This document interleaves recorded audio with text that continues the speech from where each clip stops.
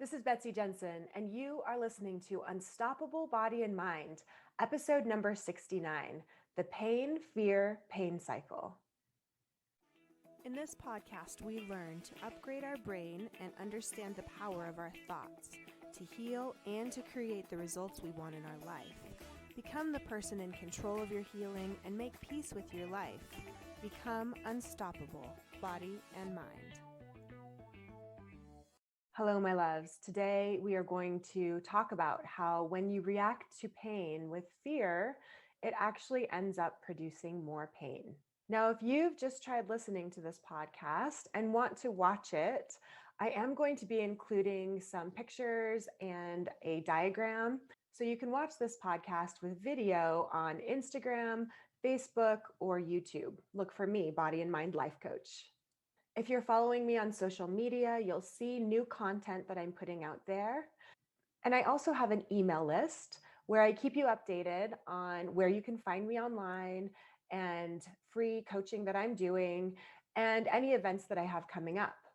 And also, if you kind of geek out to the research and science like I do, you'll want to be on my email list for Fun Fact Friday, where each Friday I'll send out an email about something with research related to chronic pain, the power of your thoughts, or healing. Okay, so we're going to talk about how fear produces pain.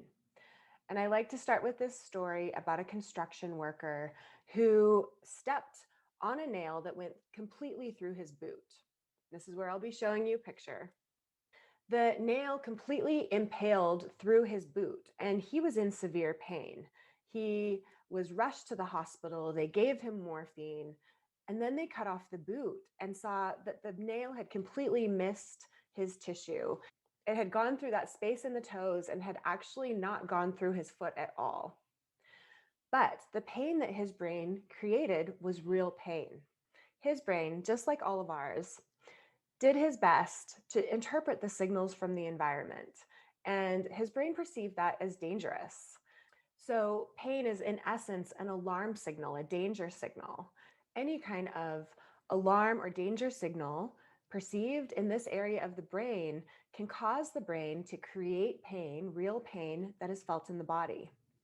Now, in his case, the danger signal was that there was potential injury, that there was a nail through his boot and supposedly his foot. So to stop what he's doing, to remedy the situation, to take care of it, to rest.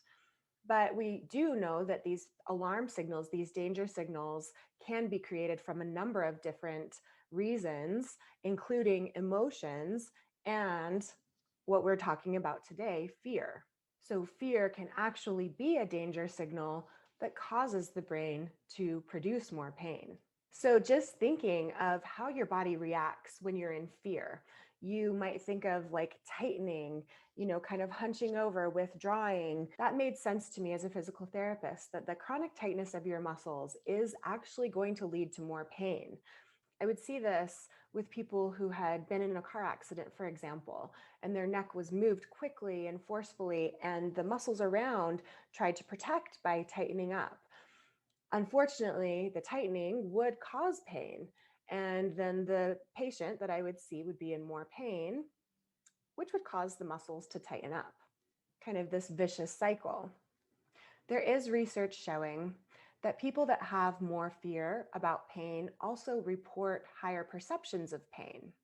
So your brain becomes hypersensitized when you have chronic pain. It's almost like the brain is always on the lookout for pain, what might happen, and more of your brain becomes focused on pain, the prevention of pain, the avoidance of pain, the fear of pain, and pain starts to consume people's lives.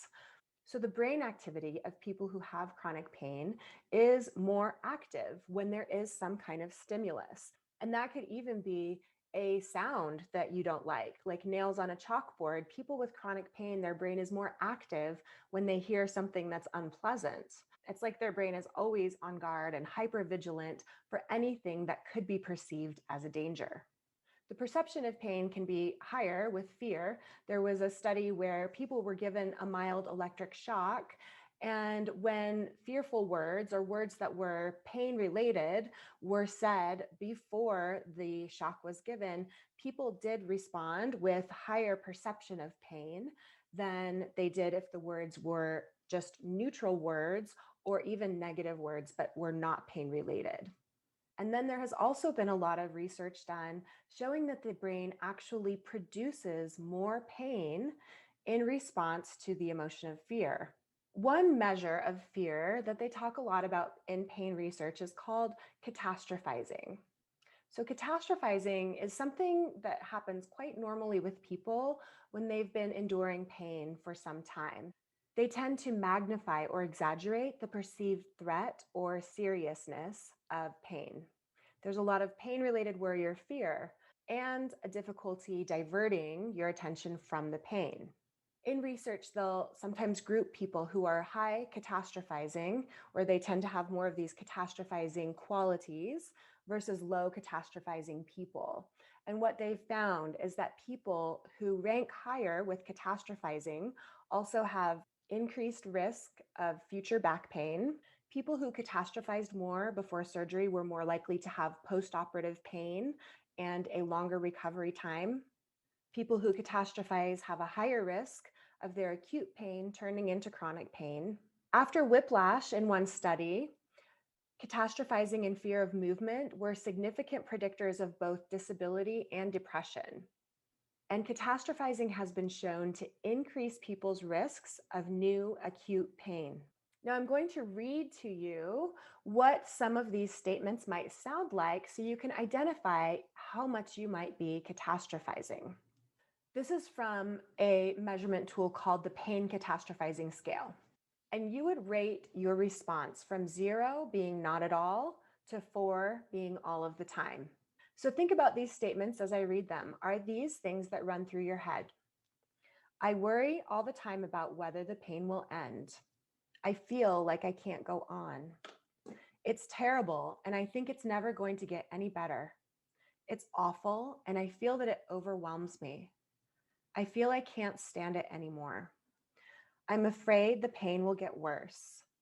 I keep thinking of other painful events. I anxiously want the pain to go away. I can't seem to keep it out of my mind.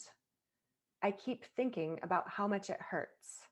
I keep thinking about how badly I want the pain to stop. There's nothing I can do to reduce the intensity of the pain. I wonder whether something serious may happen. So you can see there are elements of worry about the future, fear, hopelessness, and all of these sentiments and thoughts are predictors that you will have more and more pain. People are more likely to catastrophize their pain if they've seen a parent or a loved one that suffered with chronic pain or illness or health conditions. And we're going to talk a lot next episode about how mindfulness actually helps decrease pain catastrophizing. Remember, the number one way to rewire your brain to produce less pain is when you have the pain signal to react with neutrality, with calm, and actually with a feeling of safety in your body, a visceral somatic feeling that you are safe. And this sends the message back to your brain that it does not need to worry about this and continue to produce pain. Now, if you've heard me talk about the thought model we use in coaching, we know that the feelings of fear that we have are coming from our thoughts and beliefs. The fear is not coming from the pain signal in the body itself. We know this because people react very differently to pain signals that they receive. When you have a pain signal, that would be like the circumstance. A circumstance is just something that happens in reality. So there's a pain signal. And then what's causing the fear is not the pain signal itself, it's the way of thinking about the pain signal, the way you're interpreting it. So maybe you have a belief that there is some damage, and maybe you've been told that there is damage and you have a diagnosis. And so when you feel that pain signal, you might even imagine the degeneration or the nerve or the area that they've told you was torn. And you might be thinking of that and creating more meaning behind that pain signal. And we know from neuroscience, the way we react to pain determines if the pain signal will be amplified or minimized. There's one chart I want to share with you. If you're listening on the podcast, I'll try to include it in the show notes, at least on my website. I'll email it out if you're on my email list, and I did post it in my social media today. I'm going to describe it as best I can if you're just listening, but look for that figure if it doesn't make sense. Basically, when you have a stimulus of pain, there's a pain experience, and then the chart splits. It could go one of two ways. If you go to the side where there's a fear of pain, it could lead to avoidance of activity. That leads to disuse, disability, depression, and loops back around to the pain experience again in this cycle where the pain and fear of pain increase the pain experience itself. On the other hand, when you have the pain experience and you do not react with fear, then there is confrontation and recovery. Confrontation is the period of time where your brain is learning that this pain is not dangerous. Maybe the movements that you're thinking are dangerous are not as bad as you think. It's basically showing your brain that it's okay, which teaches it not to continue to look for the pain and not to continue to create the pain. When the pain is experienced and goes down the route of no fear, then that is what leads to recovery.